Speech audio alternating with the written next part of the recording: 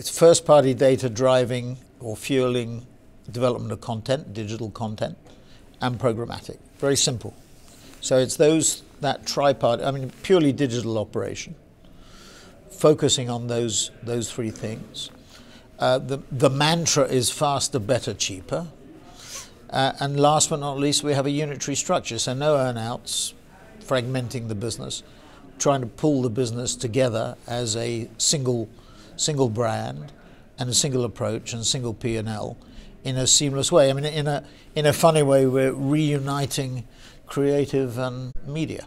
I would describe it as an operating company, not a holding company. I mean, not far away from the coalface, but very much an integrated effort, a seamless effort with transparency in the full sense of the word, and very focused on delivering an integrated approach at a time when I think clients are crying out for that. I think clients have felt, in a way, I was watching the Dominic Cumberbatch film about the Brexit campaign, and the slogan was "Take back control," and I think there's a parallel to the Brexit campaign and that campaign that resonated with the electorate, and the same thing resonating with clients. I think clients felt it's the law of unintended consequences, not for the right reasons, not because there was any malice of forethought, but the agency holding companies that sort of surrounded the clients, and they felt a bit constrained at a time when the walled gardens were being built up and the walls are getting bigger. I mean, the willingness of Google, Facebook, and Amazon, for example, or indeed Tencent and Alibaba, to share data for privacy reasons or brand safety reasons, whatever it is more limited. And that's put more pressure on clients to cultivate the direct-to-consumer relationship. You know, why does Unilever buy Dollar Shave Club? It's not to compete with Procter & Gillette. It's to try and establish a direct relationship with the consumer.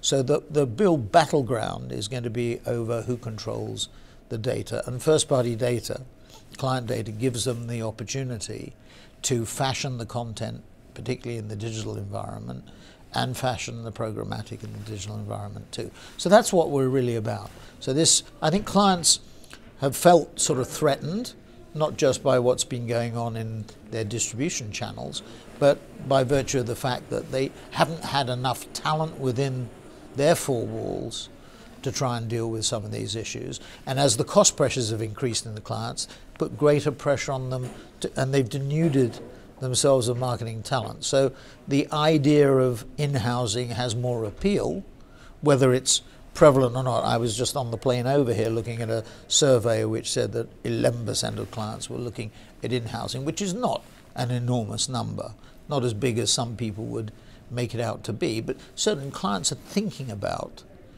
what different structures they can employ in a digital environment. And that's part of the MightyHive acquisition as a cornerstone? A merger is what we call it. Yeah. And even got it right, because what Pete and his colleagues did, just like Victor and Wesley and their colleagues, is took a half shares, half cash. So they've become major shareholders in S4 Capital, which now has a market cap of about $600 million. Last year probably did about $150 million in revenue and about $30 million in EBITDA. And this year is budgeting a significant organic increase. So because the markets, you know, last year MediaMonks was growing at about 50% and MightyHive was almost doubling. So very strong. These growth rates can't be kept, you can't keep that growth rate up forever, because you're starting with a small base and you have a lot of opportunity to grow the business organically. So that's what we're very focused on at the moment. We'll make further acquisitions. Because you do have a good war chest. What do you think is next in terms of acquisitions? Well, I think we have to demonstrate that the concept or the idea works. So I think what's critical, and we've won some very significant global and multinational business.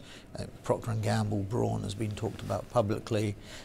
There are 3 other major assignments that we've received in the last month of similar nature to P&G Braun, digital projects around content and programmatic.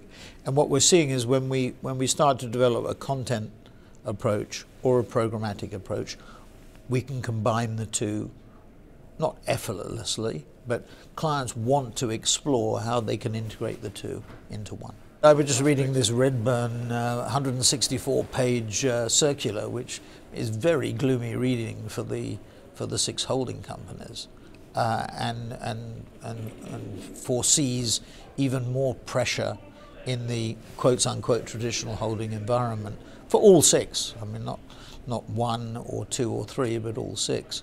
I don't take quite such a gloomy view. I'm still the biggest shareholder in as an individual in WPP, and we all want to see the holding company model survive and succeed. But the pressure is intense, and likely, if you agree with that circular by the analyst at Redburn, that pressure is likely to intensify and give more opportunity to the disruptors in the business, whether they're in the first-party data area, whether they're in the content area, whether they're in the programmatic area.